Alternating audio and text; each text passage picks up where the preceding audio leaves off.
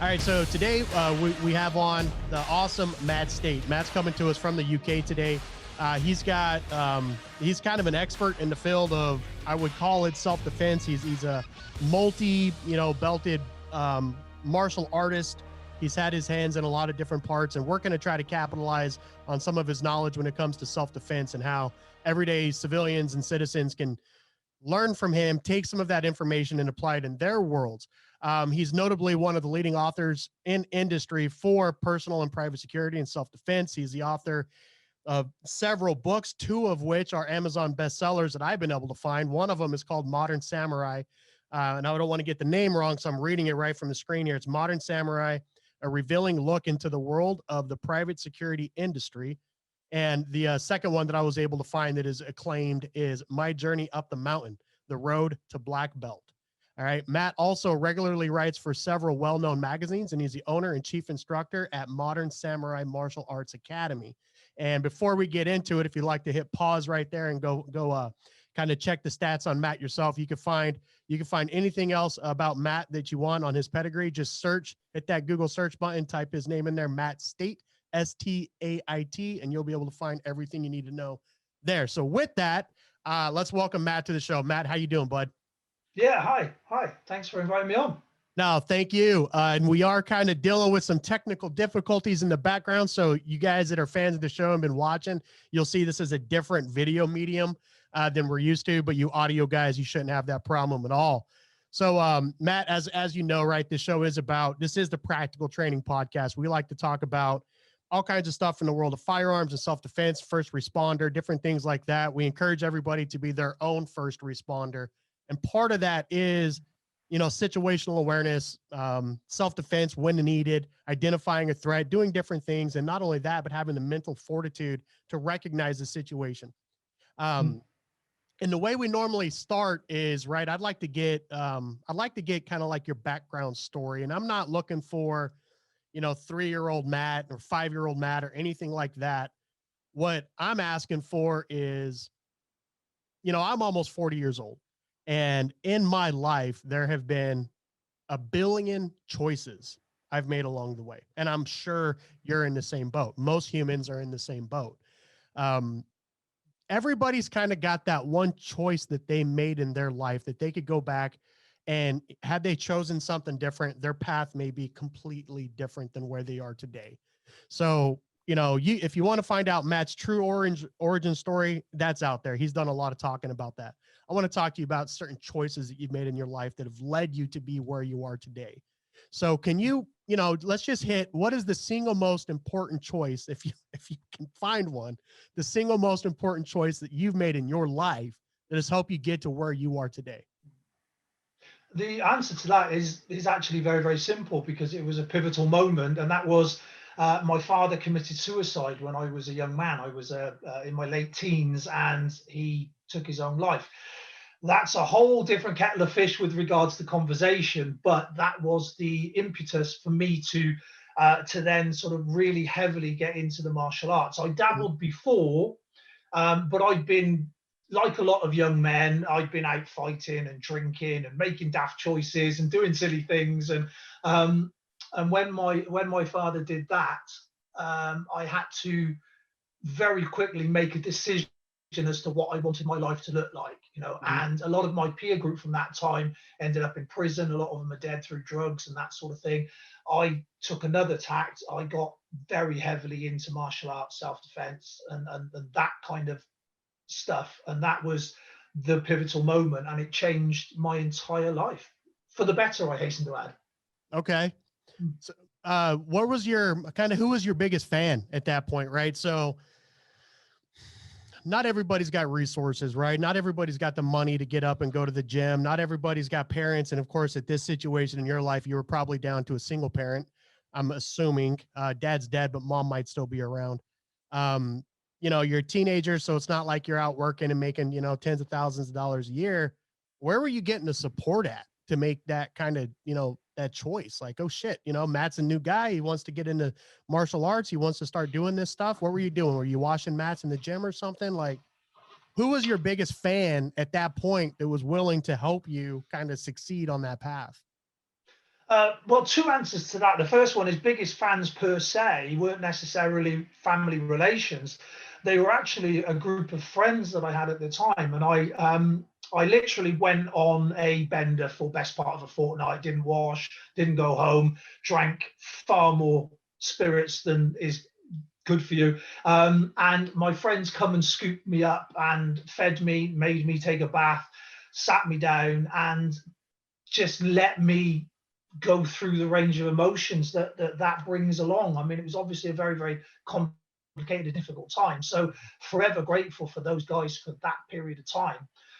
With regards to how did I sort of get through it with regards to finances, training, everything else, I actually applied for a job, and to my horror, they gave it to me.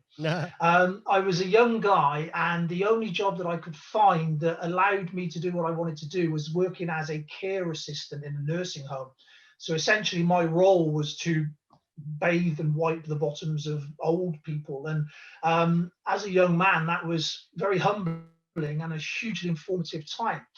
But what that meant is I worked 4 nights a week, 12-hour shifts, and in the daytime through the week, I put myself through college. So I'd go literally days with like an hour's sleep, and I used to hitchhike to college, which was miles and miles away. And that's how I started the ball rolling. That college allowed me to then go out to work. I worked self-employed, which basically meant I worked for myself. And I did that for many, many years so that I could do my training, which became my life. So I trained before work, I trained after work, I trained in between work. My work itself became part of the training, and so yeah, it was a very slow, incremental journey, as it is for everybody. Nobody wakes up one morning and suddenly boom, there we are. It's as you said, it's just lots and lots of choices along the way that lead you down a path. Do you think maybe you got a little compulsive about it? Oh yeah. Some people kind of hide themselves. They're, instead of facing kind of reality and dealing with stuff like that. I mean, you just summarized, 5 years of life experience down into about 30 seconds. I got a job washing ass, and then went to college, and I was training, and here I am. Right. So there's some years in there, but the dedication to be able to, put yourself through college and maintain that job that, isn't super flattering, right? It pays the bills. And then also be able to commit to your training at the same time. It shows some level of, not compulsion, right? Because that kind of has a negative connotation to it, but commitment, right? You were committed to your craft, to this developing yourself, this martial arts training, um, where you could have went a lot of different directions there, right? You could have committed to your work. You could have invested more time in your profession, if you will, what was paying the bills, and be more self-employed, right? Earning more, but you decided to stay committed to your trade, to your training. Why is that? Like, was that an outlet for you? Was it something where you could forget about life, or why did you become so compulsive with your training? Again, there's several factors at play. Number one is I believe that people have certain types of personalities, and mine very much is an addictive personality. I never just do something by half. I'm either 100% absolutely in it, or I'm not having any of it at all. There's no middle ground. There's no gray area. Everything I do is the same, always has been. And in some ways it's a blessing, in some ways it's a curse. But in this particular instance, I took that energy, that sort of addictive personality that was previously being pointed at, alcohol, partying, girls, and that sort of thing, and I laser focused it down into my training. And obviously, being young, full of energy, full of vitality, you can do far more than you can as you get older, and it's a real gift that sometimes we squander. And it's one of those that you only really realize quite what a gift that was when you're at the other end of it. So us now looking back at those times as a 20, 25-year-old, you can see it, but when you're actually in that moment, you don't quite understand that. But anyway, that was the first side of it. The second side of it was the fact that because I'd lost my father, because for want of a better word, I was adrift, it gave me a structure, and it gave me a peer group, and it gave me a support group, and it gave me people that I wanted to be proud of me again. it gave me all of those things and more. There was structure, there was discipline, there was consequence to an action. There was a very real sense of you get what you deserve, in the sense that, you know, you turn up, you're the same as everyone else, you get on the mat and you're judged by what happens there, not by what's outside that door. So there's that factor to it as well, which was hugely important and still is, by the way. I mean, that's, you know, I blame martial arts for so many good things in my life. And then the final sort of element of that was the fact that, again, as a young guy, as a, you know, as a big strong guy that came from a family of rough and tumble people, it was a very big family. All my uncles and dads were fighting men, as you would call them, and I grew up in a world where having fights, being a bit sort of boisterous, getting into trouble was normal. And that aggression, that side of me, which isn't a bad thing, by the way, when harnessed correctly, you know, it just needed to be used in a correct manner. And so once I started to train, once I started to get into it, it turned out that I had an aptitude for it. I was naturally good at it. You know, I'm a big, strong, capable physical guy. And that meant that I had an advantage in this particular arena.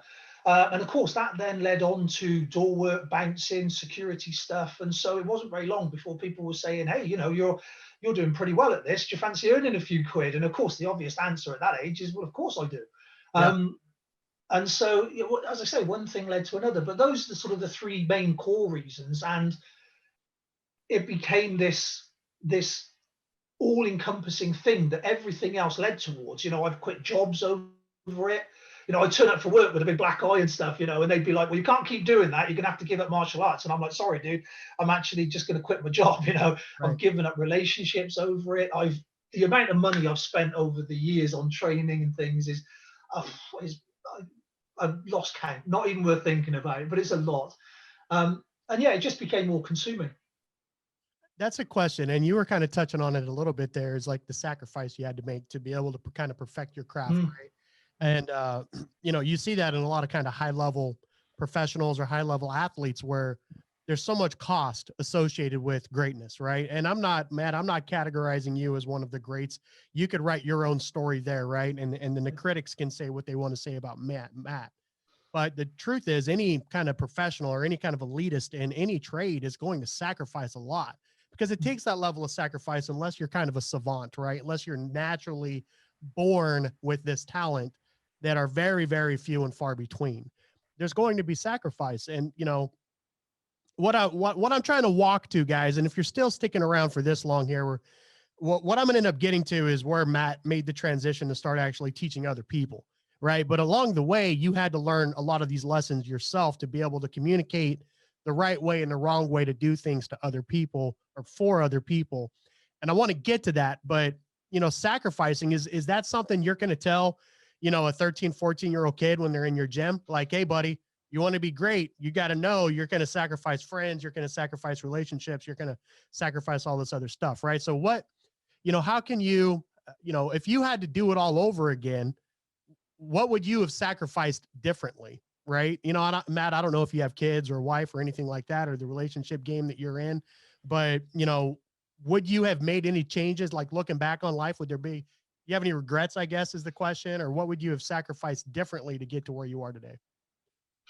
Well, I think the use of the word sacrifice is actually really interesting, because it makes it sort of sound like you've given up all of these wonderful things that could have been. When in actual fact, what I actually did was prioritized, and they're two different things. Right. So you could say that, yeah, I missed out on parties and flash cars, and I've literally put my body through the mill over many years in various guises, and I've pushed myself mentally to sort of the extremes of what people can do and actually come out the other side still in one piece. Now, obviously, I'm not comparing myself to people like yourself who's had that, you know, military experience and everything like that. However, the world that I lived in and the work that I did expose me to an awful lot of very close up personal violence and a side of humanity that, unless you're in and around that kind of level of fear and violence, and in the raw, you wouldn't normally see. So there's, I tend to look at it in a way that it was a case of, and it still is, it's a case of prioritizing. So what would I rather? Would I rather that big slice of cake, or would I rather make weight for this competition that I'm doing? Right. You know, and so it was always that kind of deal. And I'm very much goal orientated, always have been, and I'm very much eyes on the prize, you know. And I give myself a challenge, and I go do that. If I don't have something productive to do, I will invariably get myself into trouble because that's in my nature. And so when you look at it and say sacrifice, I actually flip that on its head and say, actually, it hasn't been a sacrifice. It's actually been a a roadmap, a a blueprint to actually making right choices along the way. So when I was competing, which I've done obviously up to world level, and I've represented my country and all that kind of stuff. So when I've done that at that sort of level, I've had to make weight. I've had to do without. I've had to get up stupidly early in the morning, and I've had to cuss my coaches in my head and call them all kinds of names, those kind of deal. But it was all for a purpose, Sure. and that purpose far outweighed any supposed sort of sacrifice. Again, it's an interesting one because everyone's got to find their own balance and what works for them, don't they? But if I said to you as a family person, which I, if for the people listening, if you're a family person and you have a 5, 6 year old daughter, and that 5, 6 year old daughter just wants to have a happy life, and you can supply that, but to do that, you've got to give up something that you do that's selfish to you. Most people would actually say, do you know what? I'm not actually giving up anything. What I'm doing is enhancing my world by doing this for my family. And so that's kind of the way that I look at that. And again, that comes full circle to the training, to everything else. My responsibility to make sure I'm around for as long as I can be for my family. My responsibility to make sure that I'm the optimum performance that I can be. Because if we're talking family and home protection and stuff, and for anyone that's listening that this may directly sort of niggle and trigger, I'm very sorry, but if you're completely out of shape, if you never exercise, if you never look after yourself as you would your car or your vehicle, because you look after those because you want them to work. If you don't do that to your own body, then don't be at all surprised when you need it, it collapses and falls down around your ears. That's Yeah. right. That's exactly right. So you were hitting with some good stuff there, Matt, and it's right. Words do matter, right? There is a difference between prioritization and sacrifice. And Mm. you know, identifying your priorities and targeting, being dedicated to your craft, goal oriented, and then prioritizing the things that you need to do in order to achieve that goal, I think is something that everybody needs to learn at some point. There's certainly some people that are kind of free, out there, just kind of go by the weather. But myself and a lot of the people I run with, we're all very goal oriented as well. And that's true. And it's not necessarily a sacrifice, it's a priority. And I like the Mm. spin on that, right? Because words do matter, and you associate feelings with words. And a lot of people feel like sacrifice is a bad thing when really it Mm. could be a good thing. Um, and then you also kind of hit on this concept of fear, right? Are you missing out on something? And you actually gave a speech, a keynote speech that I was listening to before I brought you on the show here today, called Stop Fearing Fear. Yeah. And I don't know if you remember that. It's been a couple years now since you had that speech, but I found that was kind of profound. And I was hoping that we would kind of get into some of the dialect, and I would be able to hear your wisdom kind of shine through over this medium, this Zoom call that we have here. And I'm starting to see that. And I'd like to hit on this stop fearing fear stuff now, right? So it's a very simple statement.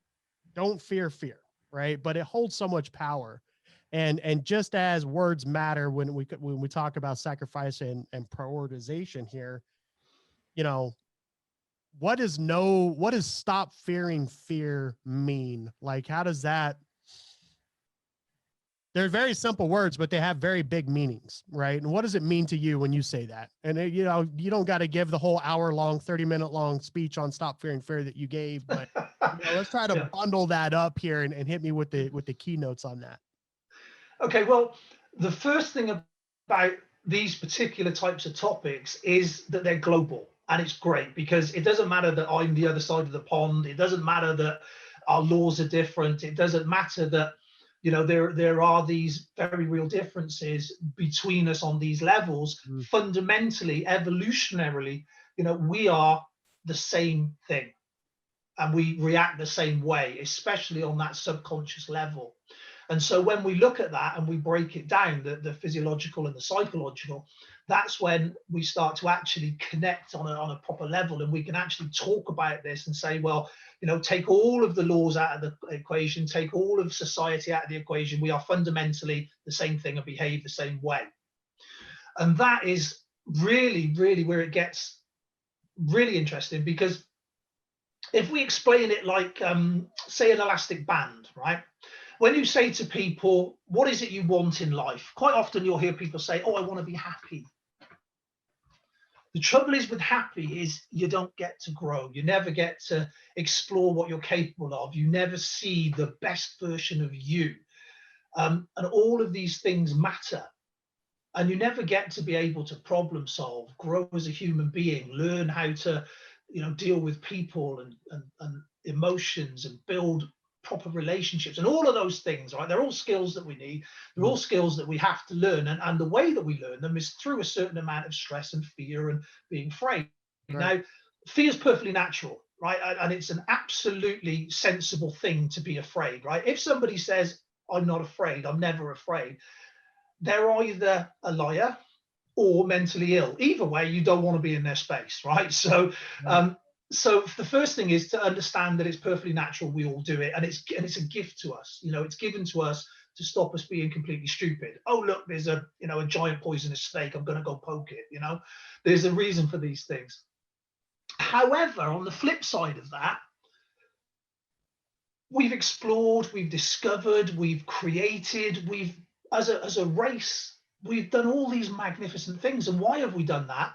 And we've done it because certain people were the kind of people that went, I'm going to go do that despite the fact that I'm afraid. If it wasn't for those explorers, adventurers, and, you know, and people that questioned, we wouldn't have a lot of the wonderful things we have in the world. And so going back to that elastic band analogy, I was told a while ago by somebody, and it just resonated with me. Basically, they said, if you consider us as an elastic band, now the way that we grow is through tension. I have to pull the elastic band to create that tension, to create that growth. Now, if I go too far, it will snap. That's right. But if I take the tension away, it will revert back to its original size. And so we always want to have that certain amount of tension so that we continue to grow. And so that's fundamentally one of the key things, is that, you know, we shouldn't actually fear, we should embrace it, because A, it's necessary, B, it's a natural gift towards us, and C, and again, you'll understand this, as I'm sure a lot of your listeners will, the truth is there are occasions when we're very close to danger where we feel most alive. And that's, you know, that why, and anybody that says otherwise, why do roller coasters exist? Why do we drive fast? Why do people bungee jump? You know, why do these things exist in the world? Because we like those butterflies in our stomach. We like that feeling. And we also like the chemical release afterwards. I mean, that's something that people don't talk about as much as they should. You know, why do young guys fight? There are all kinds of reasons, but one of them that people don't mention is because afterwards it feels bloody great. That chemical release, that cocktail of stuff that goes through you. And again, you know exactly what I'm talking about, as I'm sure a lot of people do. It's a very real fact. So we shouldn't fear it. We should use it for what it is, which is a tool to aid us in survival, in growth, in everything we do. All right, let's take the last two topics here that we hit on and try to tie them back into how we could actually, how Matt actually takes these concepts, these fundamentals, and delivers it in your class in the Modern Samurai Institute there that you run out in England. So we talked about sacrifice, but we didn't use that term, right? We used priorities, right? We talk about fear and how we're going to use fear to grow.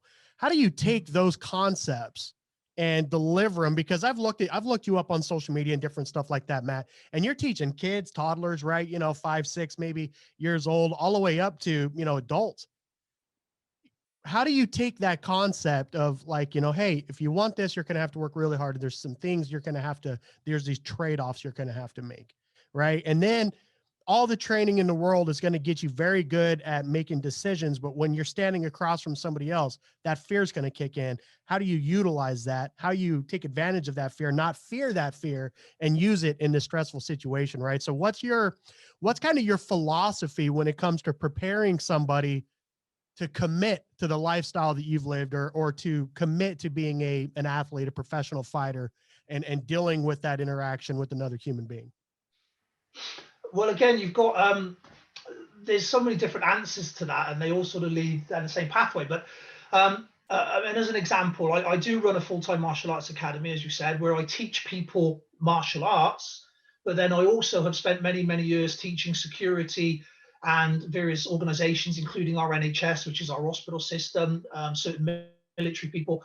Um, and I teach an awful lot of people that are frontline, that work in dangerous, confrontational situations on a daily basis. That's what they're paid to deal with. So I spend a lot of my time actually teaching those people, and they need genuine, real, authentic skills. And I'm very big on this, and I quite often upset people by having this kind of viewpoint, but it's absolutely critical. So if, for example, you have a ladies self-defense class, right? You see them all over the place. You see them advertised everywhere. Mostly they're based on fear. Mostly you've got whatever martial arts group or group that it is, and they're like, come and learn self-defense, learn to defeat any opponent. And you go there, and there's a bunch of women with a bunch of other women all doing very low level stuff. Now, the problem with that is they're not even attempting to look at the psychological element of it. And this isn't just women, by the way, this is everybody. And so fundamentally, what you quite often find is you'll get somebody who's very, very good in a ring, or very, very good on the mats, and very, very good in their club. But the moment that they're greeted with that aggression, that level of genuine consequence to an action, because the ref isn't going to stop you. If you get stomped on, you're going to get stomped on, and you may wake up with a load of tubes, you may not wake up at all. That kind of mentality and that kind of mindset is a completely different thing, and that has to be worked on, because all the physical skills in the world won't matter at that point if you can't get your head to understand the concept of what's happening and find something that's familiar, that your brain will understand. Because again, when you start going into things like NLP training and all of that kind of stuff, how the brain works, this is why I say things like don't fear fear, because we need to understand how it works and why it works, so that we can be familiar enough with it to understand, right? So to break that down very, very simply, you'll find lots of people have never ever been in and around real violence. So they've seen it on the television, they've seen it in the movies, and that's all they've had, right? So if somebody like punches them in a bar, as an example, what happens is their brain has to process and figure it out. So things like the OODA loop, that kind of stuff, all comes into play at this point. And so what you're actually having is this inner dialogue. So as the fist is coming forward, they're going, oh, look, I think he's going to punch me. Do you know what? He is punching me. Now, I've seen this on the TV. I may have even done some training. So I think maybe I can use block A, B, or C, depending on your system. Now, while all this is happening, this fist is getting closer and closer until eventually, bam, it's going to crack them. Well, they're still trying to figure out that it's going on. That whole caught in the headlights, deer in the headlights kind of thing, that whole freeze mentality, because it isn't just fight or flight. There is a very distinct freeze possibility as well, where you just get overwhelmed psychologically and boom, that's it, you shut down.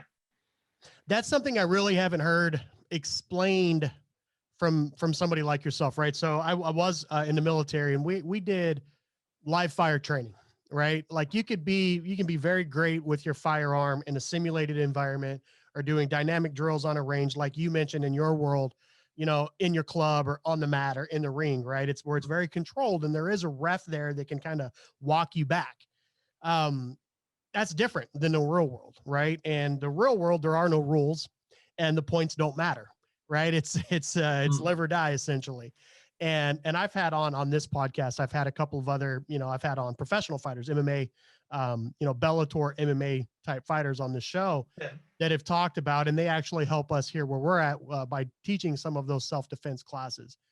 And what's missing, and kind of what's dangerous really, is that threat element, that fear element how do you practice under pressure? And I know that firearms aren't really very accepted over there in the UK as they are here, but one of the things that we train to is, you could be the fastest draw on the block, right? You could get your firearm out there and shoot at that paper target all day long. But when someone's kicking in your door and they have a gun too, and they're screaming and your kids are screaming and your dogs are barking and the fucking lights aren't turning on, what are you going to do then? Right. And that's a completely different threat element. That's a different level of fear where you resort to your highest level of training. And if you don't train in the instant, if you don't train under those levels of pressure, it's not going to translate. Like you were just saying, right? Somebody could come up to throw a punch at you. Yeah. Your training says I could do this, I could do that, I could do this, but you're not executing, right? You're not hitting on you're not executing your drill. You're not instituting that block or making that move as fast as you should, because this is an abnormal environment that you haven't found yourself in. So that's very cool that you train that stuff. And you were mentioning you train kind of two different schools of people. You train in your martial arts academy, and then you train the frontline people, right? Security forces, different stuff like that, personal and professional security forces. What part of that?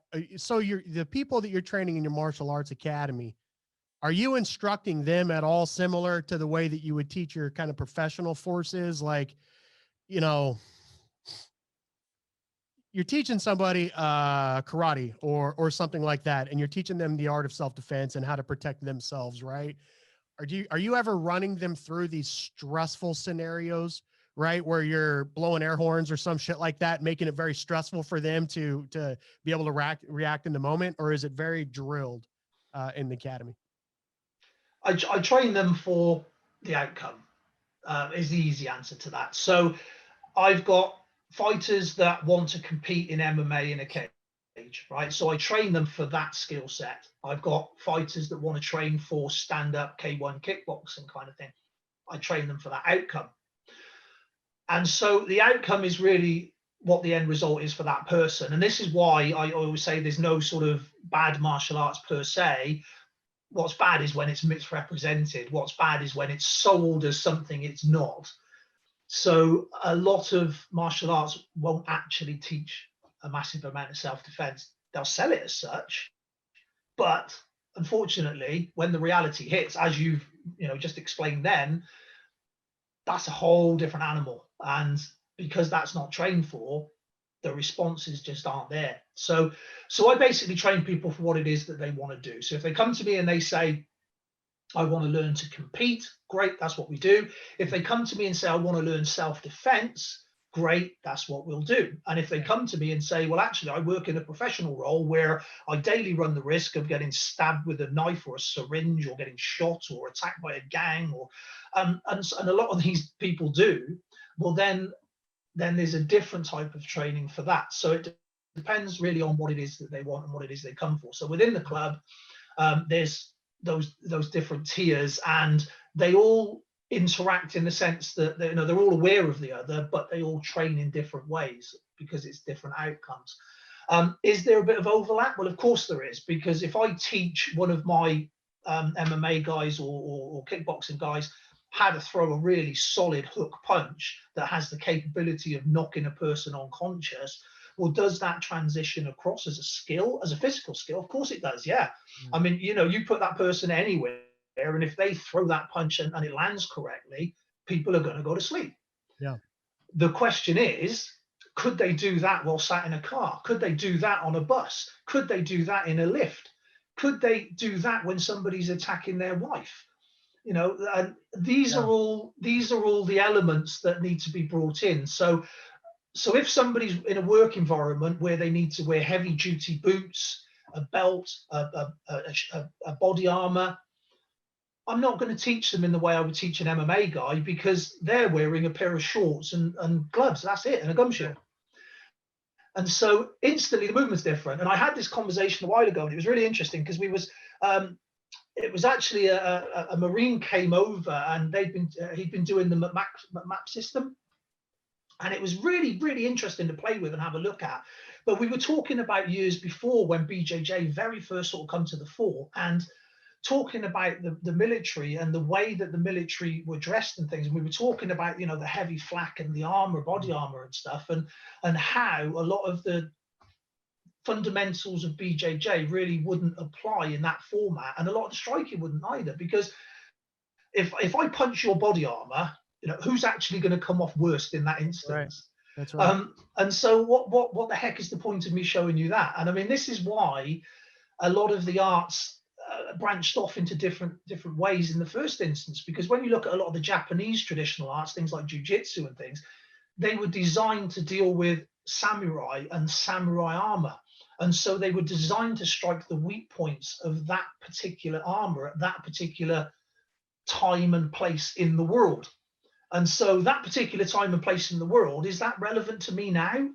Well, like I said, a punch is a punch, a hook is a hook, absolutely. But there's all these other things around the physical skill that have to be looked at. That's right. Train to the outcome. I like that.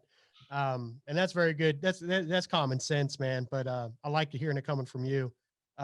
We oftentimes you hear that in this industry called force on force training, right? Where you're really getting into the weeds there when it comes to, you know, a threat response, and then how to implement force on force, right? It's more than just, you know, standing at the target or practice throwing a punch against a bag. It's force on force type stuff. So yeah, it makes sense. And it's good to hear that you're training to the outcome. That's a good saying right there. I like that. So let me ask you, so if, you know, you could go to, you see them on every corner, right? There's that gym. And as you mentioned, everybody's offering this come to our club, we'll teach you self-defense, right? Everybody's kind of offering that now. A lot of people don't have time or the money or anything like that to get after it, you know, but they still want to feel like they've got at least some understanding. You know, if shit hit the fan, they've at least got some base level of like, okay, this is my strategy. This is the first thing I'm going to do, or these are the fundamentals that I know I need to have. And so let me ask you, Matt, you've been in this game a very long time. You've seen a whole lot of different situations and have trained thousands of people, right? What do you think, and maybe it's more than one, so let me phrase it like this. What are the most important things someone should know when they're coming up with their own self-defense strategy? Well, firstly, what a fantastic question. This is one of the very reasons why I really enjoy these kind of conversations, because every so often somebody asks me a question that makes me really stop and think and actually question my own understanding of stuff. So I very much appreciate that, and thank you. What's really interesting about self-defense, even though I don't particularly necessarily like that term, but if we're looking about personal protection, self-defense, that sort of thing, then it's actually the exact opposite of what a lot of people say it is. And so if you think about a statue, the sculptor will actually chip away at the unnecessary to create the form inside. That is essentially self-defense. When you look at martial arts training, for the most part, it's collecting a library of techniques. And I want you to keep collecting that library of techniques because, hey, you keep paying me, and that's great. That really helps my bank balance. Yeah. So there's a difference. Again, we're back to that outcome. If I want to learn a selection of techniques and I want to have, you know, 1,000 different ways to metaphorically murder a person, especially if that person is friendly and bows and waits his turn and does all those lovely things that martial artists do, then brilliant, great. That's that. If, however, I want to survive a violent confrontation that was unexpected, unscripted, that has no rules, and there's a very real danger of injury and death, then that's a whole different kettle of fish. And so that way we want to strip it back, we want to strip it bare. So what I would say fundamentally is, number one, there is no one size fits all. So I'm 6'2", I'm 18 stone, give or take. I've trained for a long time. You know, I know that I have the power to knock people out, right? If I was talking to a guy who was like 8.5 stone, who was very fit, very active, very wiry, very fast, that guy isn't necessarily going to have knockout power, but he is going to have other attributes, you know, the speed, the skill, the movement. So we want to be playing to those individual strengths. So my first thing, and this is something that's so important, it's just not even funny because I see it dismissed all the time, and that is be honest with your capabilities.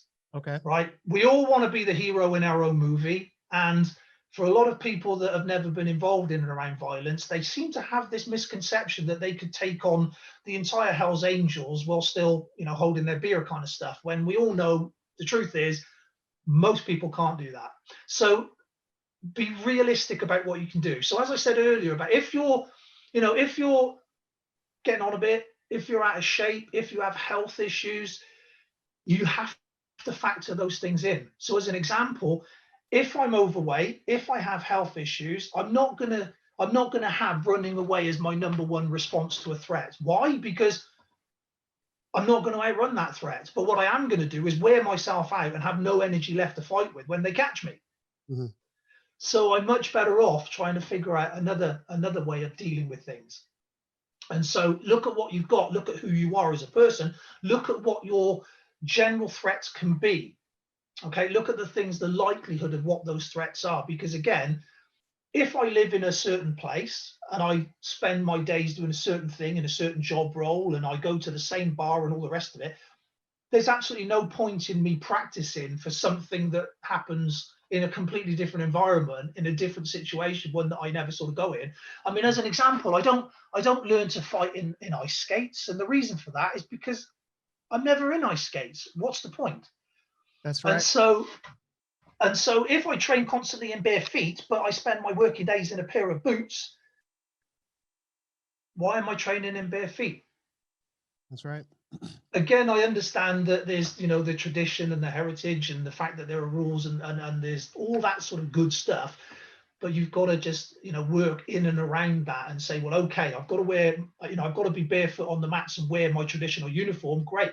But I'm also going to put my jeans on, put my work boots on, and I'm going to take it outside in the muddy yard where everything's uneven, the light's not very good, and and I may even get somebody to spray the hose on me and stuff just for fun, Yeah. But it's adding all of these elements. So it's finding out, you as an individual, as in what your strengths and weaknesses are, and being honest about that with yourself, and then working out what the sort of main threats would be. Now, obviously, you can't take every eventuality into consideration, but you can start training your brain. You can start thinking about these things, right? And this is an absolute true story.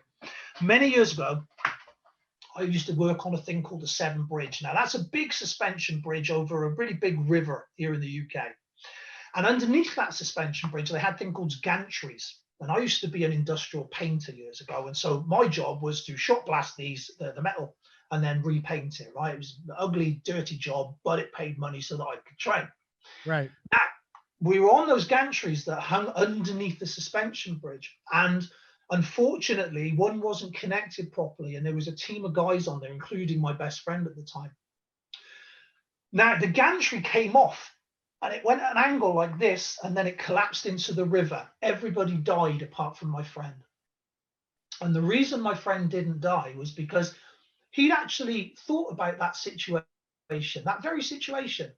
And he'd already formulated a little plan. And he thought, if that starts to happen, I'm going to run and jump off the end and try and clear. Because what I don't want is to fall and have 3 tons of metal framing landing on top of me. Sure. I'll have no chance. And that's exactly what he did. The gantry started to fall. Everybody else, I assume, because unfortunately they all died, but everybody else didn't take evasive action. He actually ran, jumped off the end, and survived to tell the tale. And that stuck with me ever since. It was like, well, actually, that applies right across the board. And so what are the kind of threats that I would face? And I can start mentally working through those and finding that familiarity, because, and this is a real point, if you've only ever done like sports sparring or traditional sparring where somebody's wearing a certain set of clothes and they speak in a certain language and they bow when there's a ref and they say start and they say stop, when somebody actually comes up in your face and starts calling you all kinds of names and hissing and spitting and threatening to rip your head off, it's a completely different thing. And so getting that recognition in your brain, in your head already is that gives you that head start. Again, goes back to that OODA loop that we talked about earlier. So think about what the common threats are, think about things that you might face, and then think about some of the ways that you would deal with that. And that is one of the best things to do. So you've got basically figure out, be honest with yourself, what suits, what works for you and what doesn't, what your strengths Right. and weaknesses are. Look at the kind of threats that you're likely to face and be honest about that. And then the third and final thing that I would probably suggest is there are many, many steps that you can take on a daily basis to limit those dangers.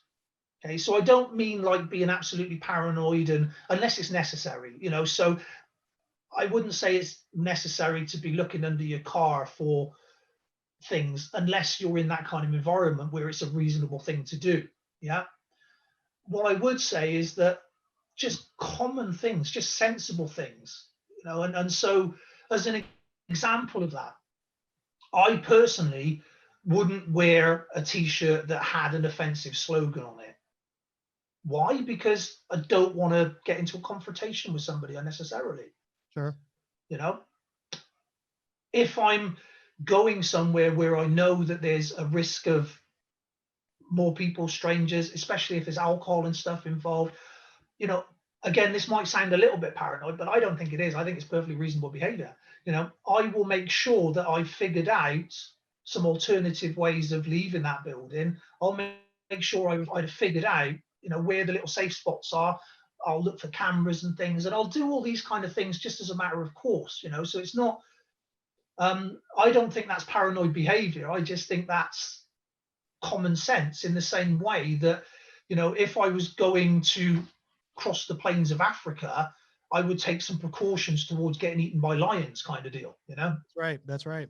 Mm. Yeah, we have something similar here. So, firearms, and I want to talk to you here about your philosophy on firearms and kind of what you could tell us about the UK here in a minute. Yeah. But that training to your circumstances, right? Or being aware, what situations will you find yourself in, and then trying to train your response pattern based on that situation. One of the things, in the United States, people spend a hell of a lot of time in their cars. Right? There's a lot of driving, right? A lot of driving everywhere. Everybody owns a car in the United States, right? And so what we're offering soon, and if you're listening to this, you could head over to the website, check this out, PTPGun.com. What we're offering is a vehicle ambush course, right? If you're stuck in traffic, if you're on, somewhere like that, and some thug, whatever, comes running up to your car to try to rob you or something like that, that's a completely different environment, as you mentioned, than if you're standing around waiting for a subway to show up or something like that, right?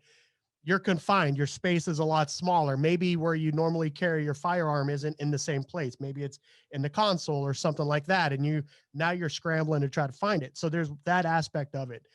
Maybe there's a threat that breaks out in front of you, right? And you don't want to be Superman, but you also don't want to get yourself killed, right? How are you going to egress out of the vehicle and seek cover or concealment, right? Different things like that. It's training for your environment. So yeah, I definitely like that. And just so I got them right here, I want to make sure I've got them right. Just be honest with yourself. Know your own capability, right?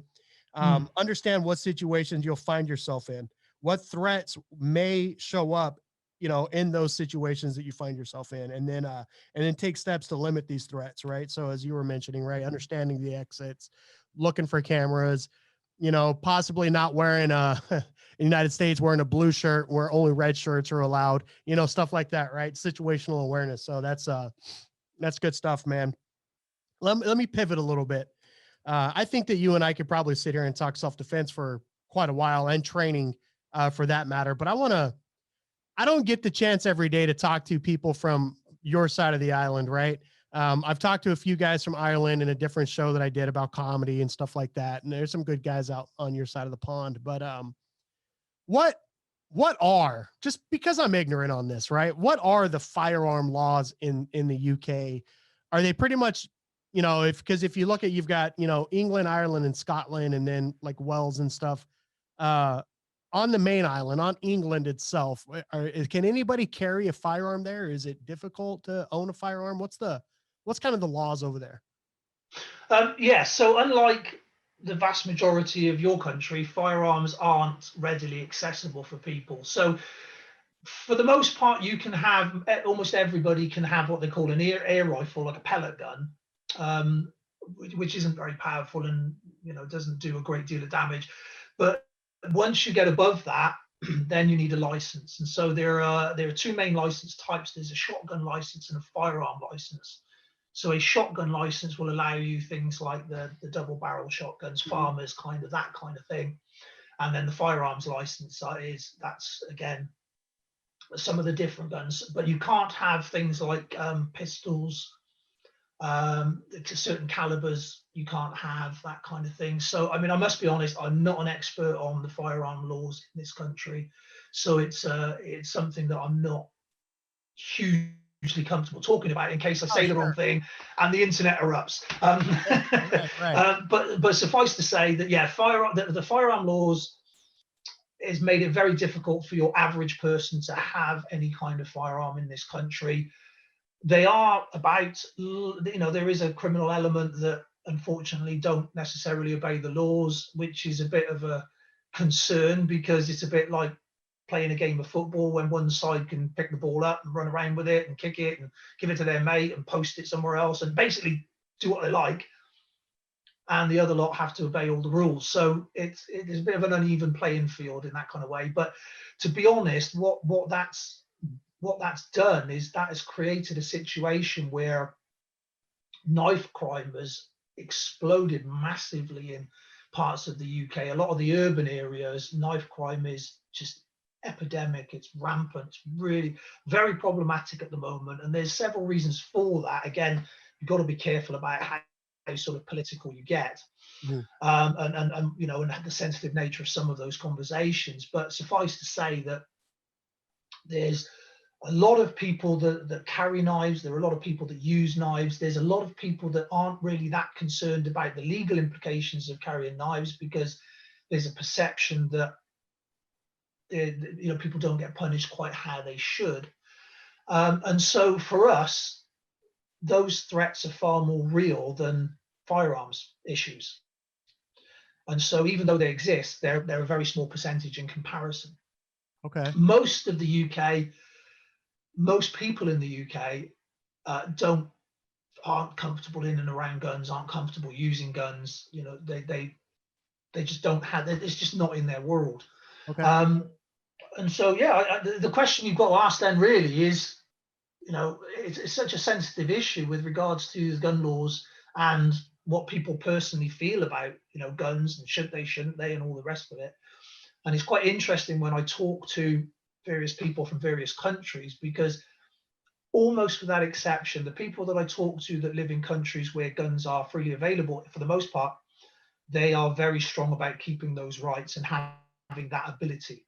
That's right. Whereas countries like the UK that don't have them, quite a lot of the people are actually, no, we wouldn't want to trust some random person with a gun. Who knows what would happen? Yeah, I've picked up on that. I've picked up on that from some other conversations I've had, and it's it's one of those things, Matt.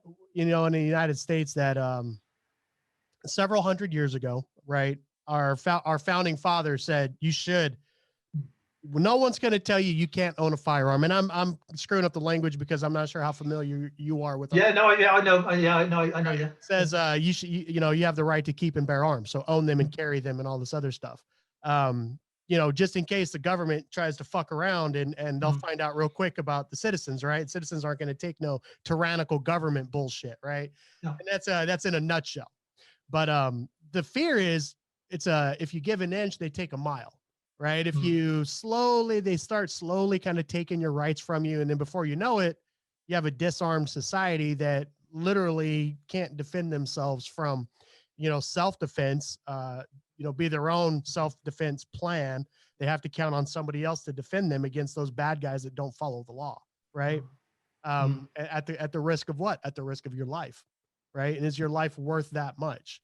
And, I have heard it from people in Australia and in England that say, guns just aren't part of our life. We just don't think about them, right? It's just not part of our everyday conversation, where in the United States, it very much is.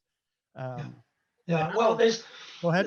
You've only really got to look at the prepper communities in the US and the UK to really see the focus in the difference, because, if you look at the US community, those dudes have got literally lockers full of all kinds of stuff. They could start their own little wars, You look at the UK guys and they've got a catapult. What it do they do with literally the is. catapult? Well, that's how we defend our castles over here in the Oh, UK. okay. But the difference really is that sort of strong, because obviously the rules in the UK are pretty draconian when it comes to that sort of thing. So it is a real interesting way to look at it. And again, for any of your sort of listeners or people watching, if they want to see that, then just go onto YouTube and have a look at UK preppers, and you'll see such a difference in regards to the way that people prepare for any eventuality kind of thing.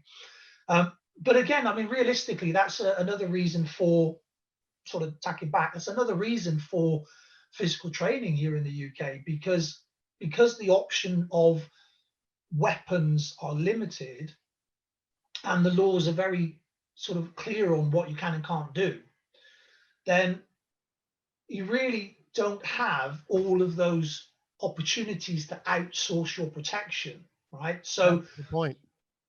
you know, I could ignore training completely on a physical level, and I could, if I was, you know, in certain states in the US, just arm myself with all kinds of weaponry, and I would have the illusion of safety.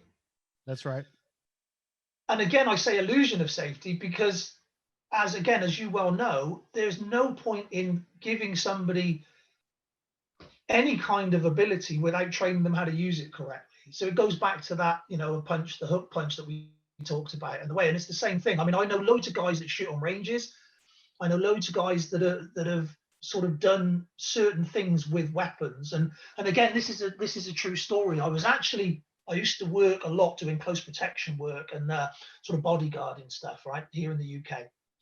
And I never went outside the UK. And the reason for that was, I was asked once, and I was asked, would I go over to some Middle Eastern countries and do some work there? Because at the time I think I was the only person who wasn't military working within this group, who were all ex-military personnel. Oh, And so I was asked if I would go over there and do some work. And I absolutely said no. And I said, the reason I say no is because although I'm okay with firearms and I've done a lot of sort of work with that to a level, we're talking about a country where kids 6 or 7 are being given a gun, and they grow up with those guns and they use those guns. And that's not my arena. You know, understand your weaknesses. And that that's very right. much for me was a weakness, you know. And so, yeah, that's an absolute true story. I said flat out no to that, because my limitations are from the fact that I haven't grown up in and around guns, and I don't have that proficiency. I just don't, you know. Right. Whereas you guys, and especially with what you guys do, because I'm assuming you offer the entire package from what you've said, you know, you do the training, you do all the safety stuff, you make sure that the people that come to you have got all the knowledge required, not just there's a gun, bugger off. That's right. Yeah. We're in the licensing. We are in the training arena that's necessary to be able to obtain licenses to Mm, purchase and carry firearms. That's our kind of primary objective. And mm, then we source additional training, you know, professionals to come in and train on, you know, home defense, threat response, vehicle ambush, different stuff mm, like that. Right. We bring that stuff in. Yeah, no, we prepare the best we can, and it speaks to what you were saying, right? And you hit on it again about, you know, going overseas as contractors. Um, Train to the situations you're going to find yourself in, right? You know, if I'm going to the UK and I plan on living the next 30 years in the UK, I probably won't be training with my firearm very much anymore, you know, mm. because simply it'll be against the law likely for me to own one over there. So, you know, it's just not something I'm going to focus on. Whereas, you know, you guys are very up close and personal in your self-defense because, you know, somebody's got to get within stabbing distance to hurt you, you know, over there. Whereas over here, I could, you know, shoot somebody from hundreds of yards away. It's just a different Yeah, ball game, right?